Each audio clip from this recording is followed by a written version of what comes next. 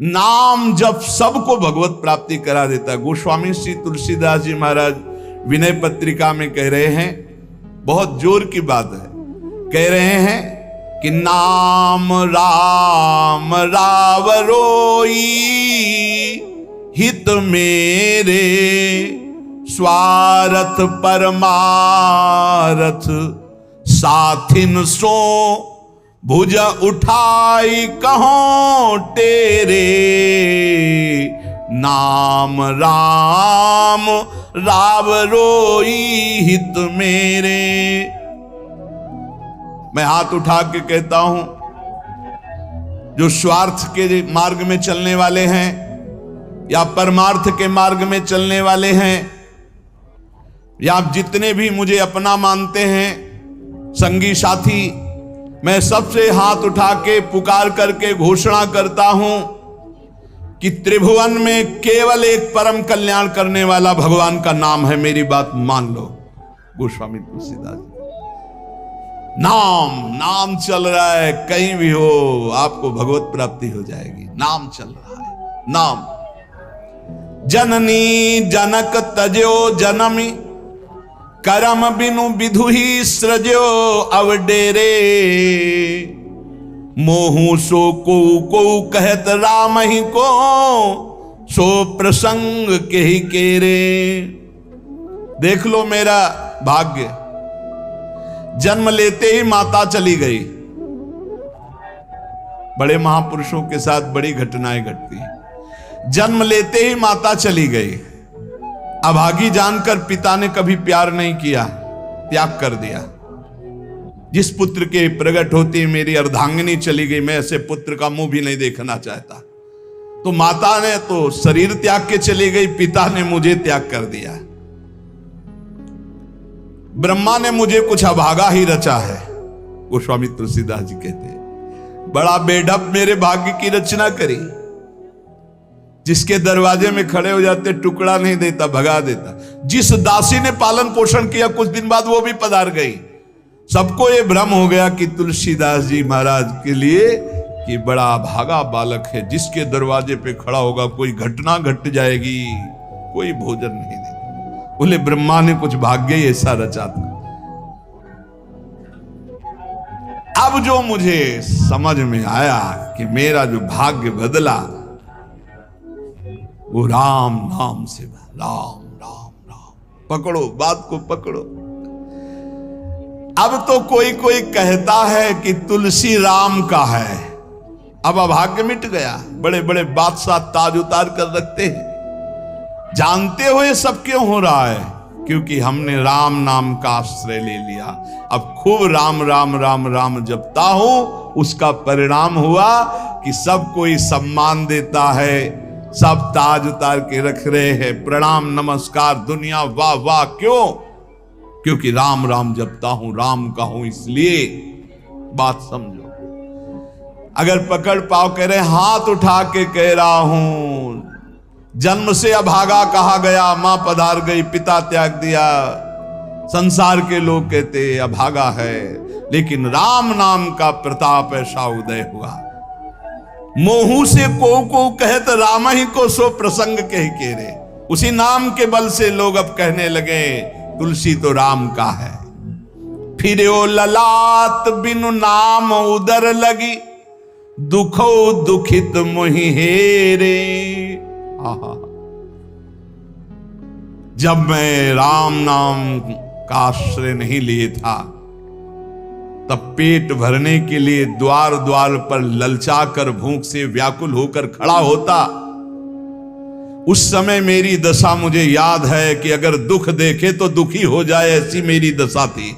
बालक अवस्था, भूख से व्याकुल, दूसरे के दरवाजे पे खड़ा और धक्का मार के लोग भगा देते, अभागी है। फिर ओ ललाट बिनु नाम उदर लगी, दुखो दुखित मोहि हेरे। अब बोले नाम प्रसाद लहत रसाल फल, अब हो बबूर बहेरे। नाम राम राव रोई हित मेरे। जब नाम जब शुरू हुआ तो नाम की कृपा से क्या हुआ कि बबूल और बहेड़े के जो वृक्ष थे अब उनमें आम लग गया। मान लो मेरा जीवन बबूल का पेड़ था, बहेड़े का पेड़ अपवित्र माना, लेकिन उसमें आम लग सकता है, लेकिन लग गया क्योंकि मेरा जीवन ऐसा था। आज परमानंद की बाढ़ आ रही। बोले वे किसके बल से? बोले राम राम राम, नाम के बल से आई। नाम प्रसाद लहेत रसाल फल, रसाल माने आम का फल। अब हो बबूल बहेरे। पहले तो मैं कैसा था? बोले बबूल का पेड़, काटा ही उगेगा, दुख ही मिलेगा। जब नाम का जप शुरू किया तो उसी बबूल में रसाल लग गया, आम का फल अर्थात महान आनंद। साधत साधु लोक परलोक ही, सुनि गुनि जतन घनेरे। तुलसी के अवलंब नाम को, एक गांठ कई फेरे। नाम राम राव रोई हित मेरे। संत जनों ने, शास्त्रों ने जब कहा कि जीव के समस्त दुखों को मिटाने में समर्थ है नाम, बस उसके अनुसार हमने पकड़ लिया, नाम जप करना शुरू कर दिया। उनकी बात मान करके जब नाम जप किया तो लोक परलोक सब बन गया।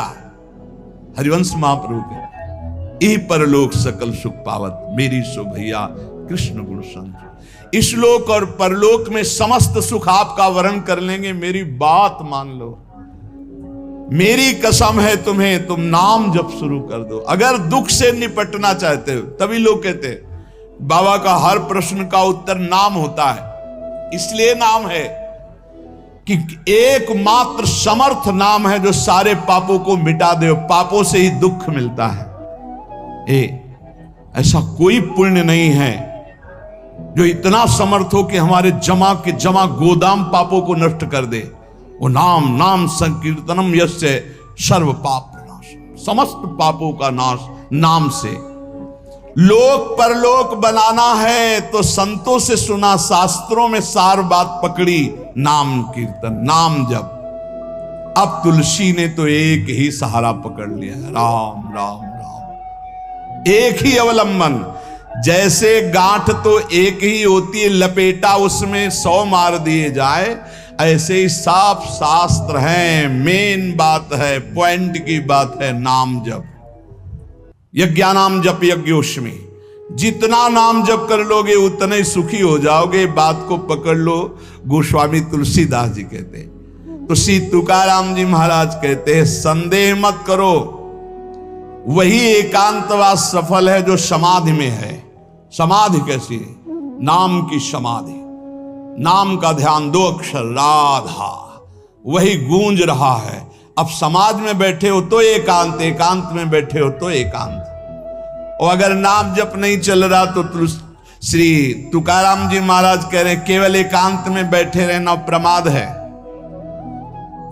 एकांत में समय व्यतीत पड़े हैं वो प्रमादी है। तो कैसे एकांतियों को, जैसे सांप भी तो बिल में रहता है, गुफा में चूहा भी रहता है। पीछे आपने चर्चा सुनी, क्या उनको भगवत प्राप्ति हो जाती है क्या? हाँ, नए साधक को चाहिए कि कुछ समय एकदम शांत, जैसे आप लोगों के पास कुटिया है, कमरा है, एकांत कमरे को अपना गुफा समझो, सेवा और वाणी पाठ आदि किए, कुछ समय तो एकांत मिलता ही है। उस समय बैठ करके मन को प्रभु के चिंतन में, कई बार हम कहते हैं कि आप कहाँ हो, हजारों बार यहां सत्संग में कहते हैं नाम चलाओ, अंतर्मुख। जब हम सेवा में लगे हैं तो नाम चिंतन चल रहा है, जब सेवा से बिलग हैं तो एकदम समाधिस्थ हैं, एकदम आनंद में नाम चल रहा। जी, ठाढ़े बैठे परे उताना, कबीर काहे हम राय ठिकाना। चिंतन ही हमारे जीवन का सार है, इतनी बात समझ लो। अगर आपका चिंतन नहीं चल रहा, हम कोई महत्व नहीं रखते, इन सब बाहरी बातों का महत्व नहीं रखते, ध्यान रखना। खास बात है आपका चिंतन क्या चल रहा है। हमारे हृदय को प्रसन्न करने वाली सबसे बड़ी सेवा है आपका चिंतन। अचानक दृष्टि आपके चेहरे में पहुंचे और आपकी नेत्र दिखाई दे रहे अंतर्मुखता में, एक हृदय में शीतलता आ जाती है, हाँ काम हो गया। अगर साधक ऐसे चलेगा तो बहुत जल्दी काम हो। मुख बरनत हरिवंश, चित्त नाम हरिवंश रति, मन सुमिरन हरिवंश, यह जो कृपा हरिवंश। एक क्षण का भी, जैसे हम चर्चा कर रहे हैं तो भगवत चर्चा और एकांतिक कर रहे हैं तो भगवत प्रश्नोत्तर, उस समय भी किसी के भी एक चेहरे को लक्ष्य बना लेते हैं, वो समझता है हमको बहुत प्यार करके देख रहे हैं। नहीं, हम उस समय नाम लिखते हैं, नाम लिख करके वार्ता करते जा रहे हैं, बराबर दृष्टि उसके जमाए हुए हैं, वो समझ रहा है हमारी तरफ देख रहे हैं, हम बिल्कुल नहीं पहचानते ही नहीं कौन होगा, हम तो बोर्ड मिल गया, अच्छा उसमें नाम लिख रहे हैं, अपनी वार्ता कर रहे हैं। साधु हर समय सावधान सो, साधु नहीं, साधु का है सेवा सुमिरन सावधान।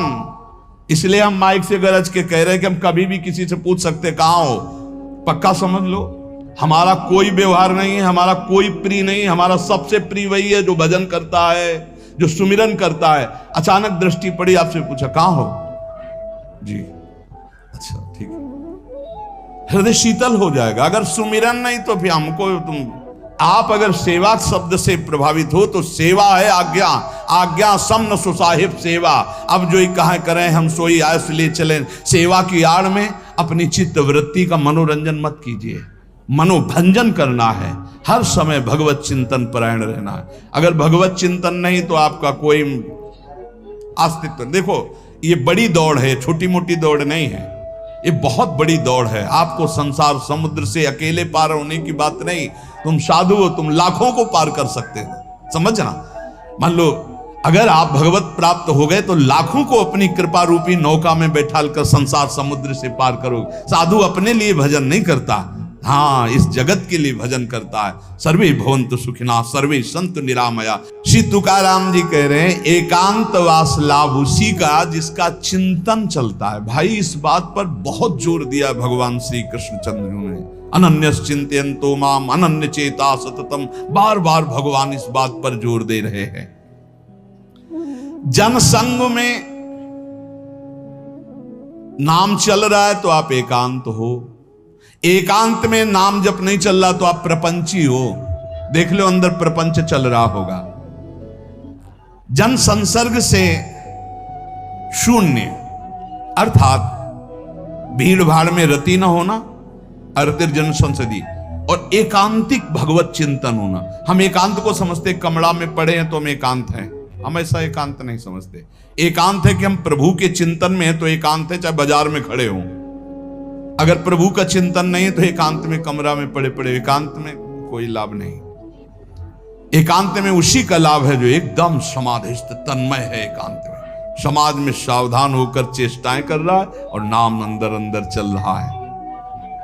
आनंद कंद भगवान गोविंद को छल छंद अच्छा नहीं लगता, मतलब नाटकबाजी अच्छी नहीं लगती। जहां हो वहीं भजन करो, जैसे हो उस परिस्थिति में भजन करके दिखाओ। भजन की भूख जग जाए यार, यही सत्संग का लाभ है। भजन की भूख जग जाए। एकांत का तात्पर्य है प्रभु की शिवा और कुछ सुमिरन में ना ना, प्रभु के चिंतन में डूबना। ए भाई समझो, सत्संग सुन रहे उसको पकड़ो, अपने हृदय में बार बार चलाओ। देखो ये अंदर से बात समझ लीजिए, हम उसे बहुत जी जान से प्यार करते हैं जो भजन करने वाले हैं। हम जिन साधकों को देखते हैं कि अपनी सेवा दिनचर्या और भजन किसी से मतलब नहीं, ऐसे ऐसे साधक हैं कि एक एक दो दो वर्ष हो गए हमने कभी उनसे राधे श्याम हमारी उनकी नहीं हुई होगी। और आप सच्ची मानिए एक दिन भी ऐसा नहीं जो हमारे चिंतन में नाते हो, चिंतन के द्वारा उनका पोषे। और हमारे पास हो अगर भजन नहीं करते तो सच्ची मानिए हम जानते भी नहीं है। अभी आप हमें अंदर की बात, जैसे वो कह रहे थे कि हम जान गए आपको, तो हम कहा नहीं जाने हो, जान जाओगे तो प्रेमानंद बन जाओगे, प्रेम और आनंद प्रिया और लाल के रूप में डूब जाओगे। ये हमारे गोविंद आनंद कंद सच्चिदानंद प्रभु को ये छल छंद अच्छे नहीं लगते, उनको तुम छल कपट में नहीं फंसा सकते। एकांत निष्ठ भक्त, उसका मतलब हम तुरंत ले जाते हैं कमरा एकांत, गुफा एकांत नहीं, एकांत हृदय, एकांत निष्ठ भगवान के चरणारविंद में। शाब्दिक एकांतिक में मत जाइए कि शब्द का एकांत, कि भाई शोरगुल नहीं हो रहा, मैं एकांत कमरे में पढ़, नहीं नहीं, आंतरिक एकांत में अकेले चुपचाप बैठे रहना एकांत नहीं कहता, भगवान में खोए रहना एकांत कहे। इसको समझिए, प्रभु में खोए रहना। एकांत वास का तात्पर्य सच्चिदानंद प्रभु में खोए रहे। तो सत्संग नाम कीर्तन, नाम जप, भगवत सेवा, इन्हीं से असली एकांत मिलता है, हृदय का एकांत। हृदय रूपी गुफा में हर समय चित्त चिपका हुआ है प्रभु के चिंतन में। कितना अपार आनंद है जब हर समय मंत्र की बार बार आवृत्ति होती। नाम जो न तरय भव सागर, अस समाज नर पाए, स्वत निंदक मंदमति आत्म हनन गति जाए।